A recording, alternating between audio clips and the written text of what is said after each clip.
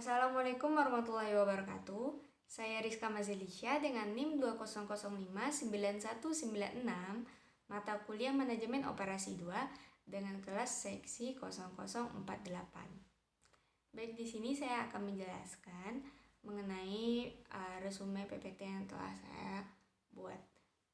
Untuk pengertian forecasting, yaitu peramalan. Forecasting itu ialah peramalan, adalah seni dan ilmu untuk memperkirakan kejadian di masa depan dan juga hal yang mendasar dari semua keputusan bisnis. Kalau berdasarkan horizon waktunya, itu ada yang jangka pendek, jangka menengah, bahkan jangka panjang.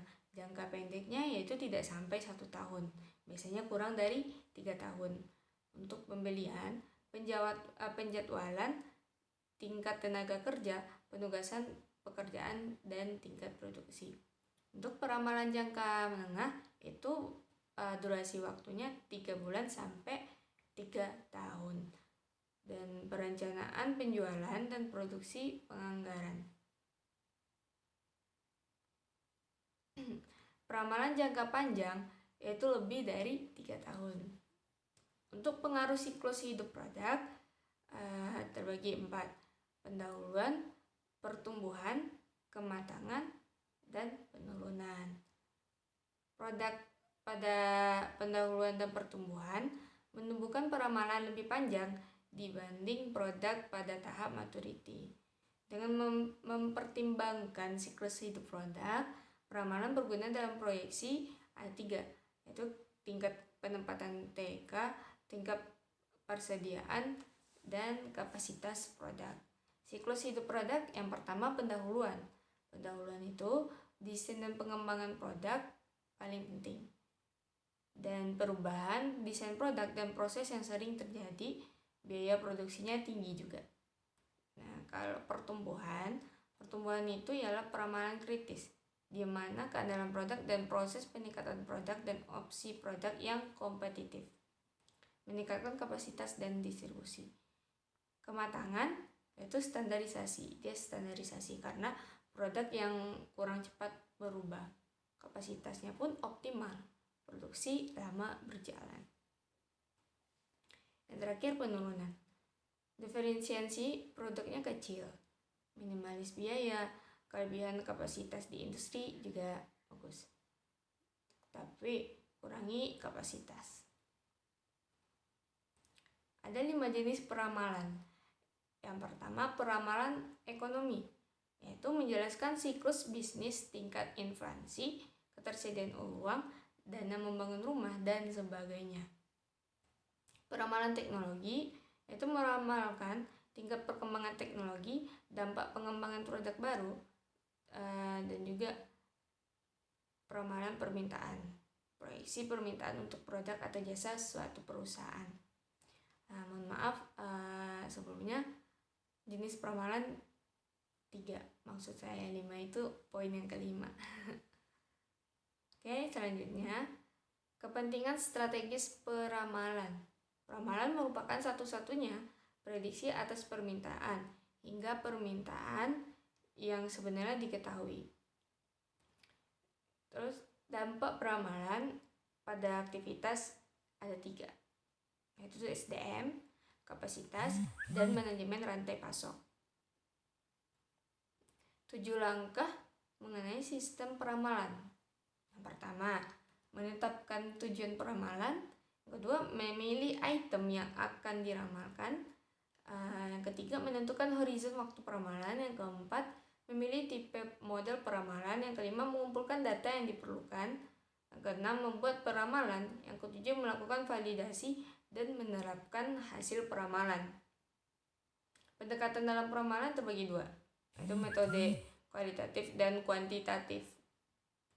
Kualitatif ini digunakan pada saat situasi tidak jelas atau samar dan hanya sedikit data yang tersedia, yaitu produk baru dan teknologi baru, dan melibatkan faktor intuisi, pengalaman, emosi, sistem nilai. Misalnya nih, ramalan penjualan lewat internet. Yang kedua, metode kuantitatif. Metode kuantitatif ini digunakan pada situasi stabil, dan tersedia data historis berupa produk yang sudah ada, teknologi yang sekarang, menggunakan teknik sistematis. Tinjauan metode kualitatif dapat berupa keputusan dari pendapat juri eksekutif dan juga gabungan dari tenaga penjualan serta survei pasar konsumen. Juri opini eksekutif yaitu melibatkan sekelompok kecil pakar dan manajer tingkat tinggi. Yang kedua, kelompok memperkirakan permintaan dengan bekerja sama. Yang ketiga, menggabungkan pengalaman manajerial dengan model statistik. Dan terakhir, relatifnya cepat. Apa sih komposisi tenaga penjualan? Komposisi tenaga penjualan pertama, setiap tenaga penjual memproyeksikan penjualannya. Digabungkan di tingkat kabupaten dan nasional. Tenaga penjualan tahu keinginan pelanggan. Dan terakhir, cenderung terlalu optimis. Survei pasar konsumen itu dibagi 3. Pertama, tanyakan pelanggan tentang rencana pembelian. Yang kedua, apa konsumen katakan dan apa sebenarnya mereka lakukan seringkali. Yang ketiga, terkadang sulit dijawab. Tinjauan pendekatan kuantitatif ini terbagi 4. Yang pertama, model time series. Kedua, model asosiatif. Yang ketiga, sekumpulan data numerik. Yang keempat, pengeramalan berdasarkan hanya pada nilai atau kondisi di masa lalu. Komposisi seri waktu itu terbagi 4 juga. Yang pertama, tren, yaitu pergerakan data sedikit demi sedikit meningkat atau menurun.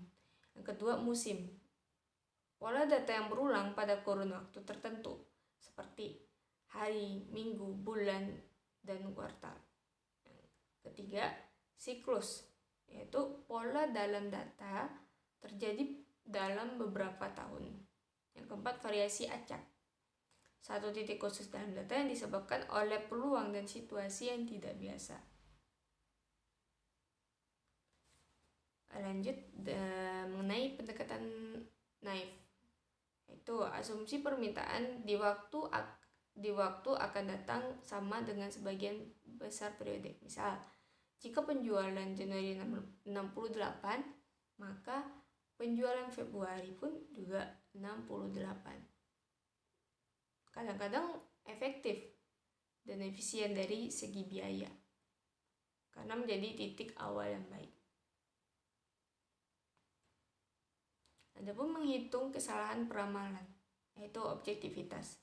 Objektivitas ini adalah memperoleh peramalan yang paling akurat, apapun teknik yang digunakannya. Secara umum, caranya ialah dengan memilih model yang memberikan kepada kita tingkat kesalah peramalan yang paling kecil. Mungkin dari itu yang bisa saya sampaikan. Mohon maaf atas salah dan kekurangan. Baik, assalamualaikum warahmatullahi wabarakatuh.